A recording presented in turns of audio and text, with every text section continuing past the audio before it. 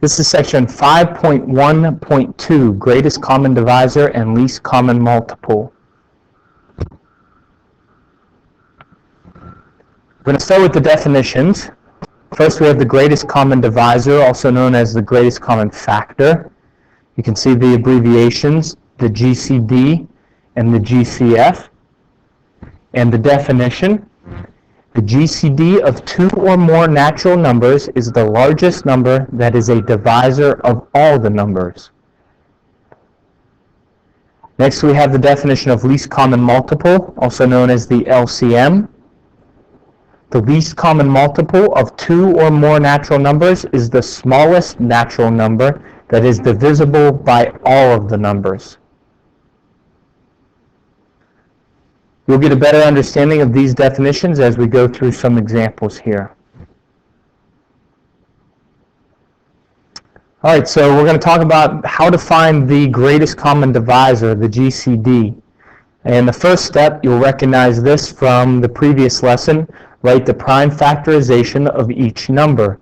So the idea here is that if you have two numbers and you're trying to find the GCD, you need to create the factor trees to find the prime factorizations of each of the numbers. And then from there, we move on to step 2, and we find the product of each prime factor with the smallest exponent that is common to both factorizations. All right, this is probably a little bit confusing, but you're going to see it play out in the next slide with some examples.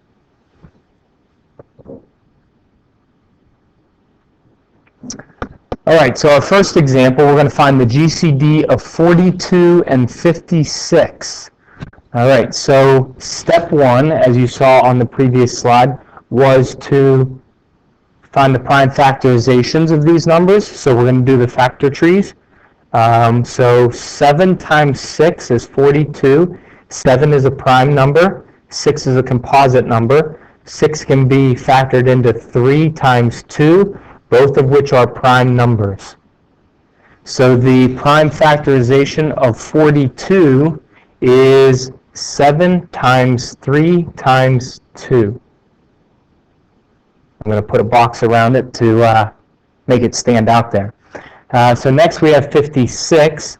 We need to create our factor tree. And we know that 7 times 8 is 56. 7 is a prime number. 8 is a composite number, so we need to factor it. 2 times 4. 2 is a prime number. 4 is composite, so we need to factor it. 2 times 2.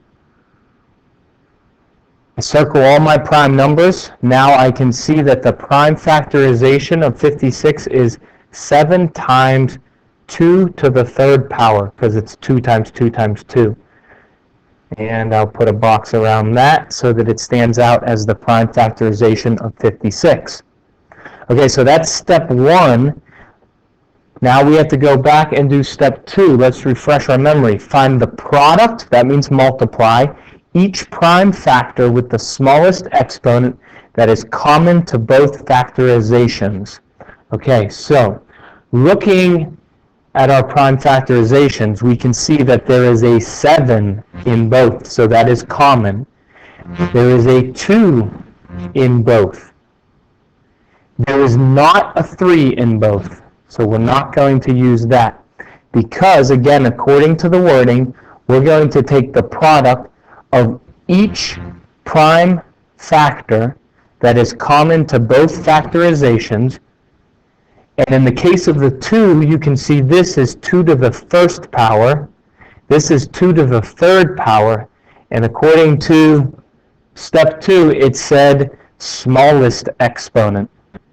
So we're going to take the 7 because it's common to both, but 7 to the first and 7 to the first, there isn't a smaller one, times 2 to the first because it has the smaller exponent. So 7 times 2 is 14. 14 is the greatest common divisor of 42 and 56. That means it's the biggest number that is a divisor of both 42 and 56. All right, so we're ready for our second example. We're going to find the GCD of 60 and 108. So once again, we're going to start with the prime factorizations. So we need our factor trees. 60 can be 2 times 30. 2 is prime. 30 can factor into 5 and 6, where 5 is prime. 6 can factor into 2 and 3, and both of those are prime. So the prime factorization of 60 is we have 2 squared times 5 times 3. Now we do the prime factorization of 108. 2 times 54, 2 is prime. 54 can be 2 times 27, 2 is prime. 27 can be 3 times 9, 3 is prime. 9 can be 3 times 3, both of those are prime. So we have 2 squared times 3 cubed. All right. And now, once again, according to the second step of finding the GCD, we're going to take the common factors and the smaller exponents. So you'll see here's a prime factor of 2, and here's a prime factor of 2. Now they're both squared, so there isn't a smaller exponent. So we're going to use 2 squared times, here's a 3, here's a 3. Now this one here is 3 to the third, so obviously 3 to the first is smaller, so we're going to use 3 to the first. The 5 is not common to both factorizations, so we're not going to use it. 2 squared is 4. 4 times 3 is 12. 12 is the greatest common divisor of 60 and 108.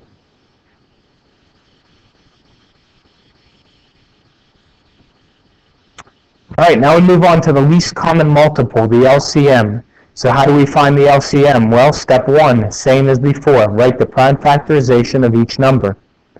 Step 2 is a little bit different. It says find the product of each prime factor that occurs with the largest exponent.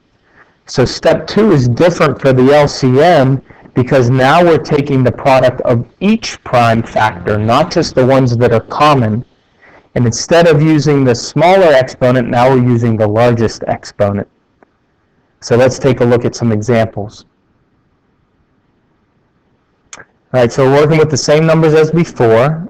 So 42 and 56, let's go back here and get our prime factorizations from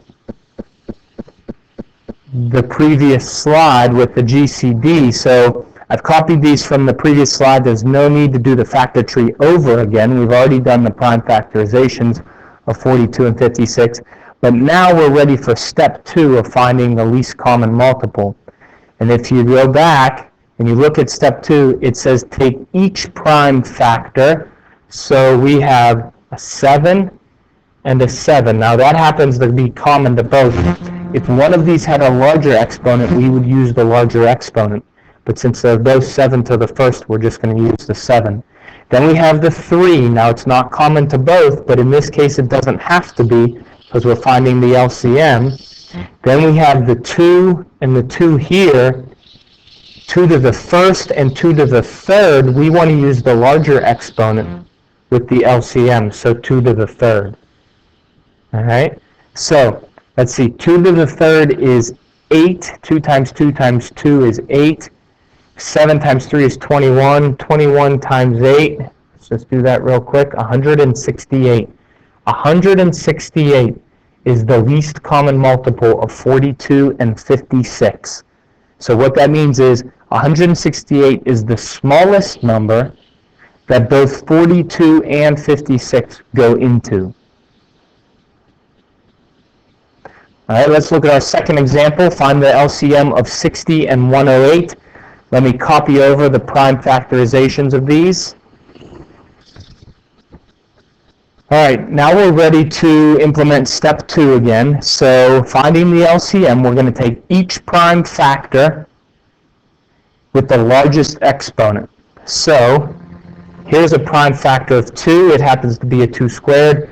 Here's a prime factor of 2 again. There is no larger exponent because they're both squared, so we're going to use that. Here's a prime factor of 5. It's not common to both, but it doesn't have to be because we're using each prime factor. And here's a 3, and here's a 3 cubed. We want the larger exponent, so we're going to use the 3 cubed. Okay?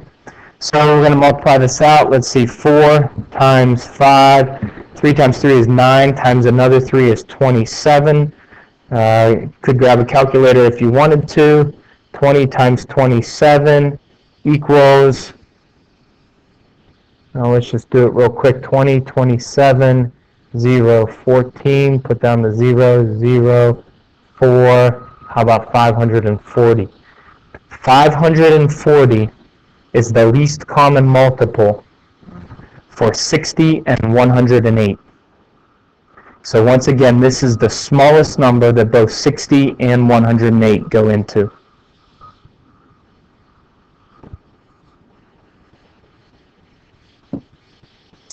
All right, if you need to watch that again, certainly you can. Just rewind it, run it through again, pay attention to the steps for finding the greatest common divisor and the least common multiple.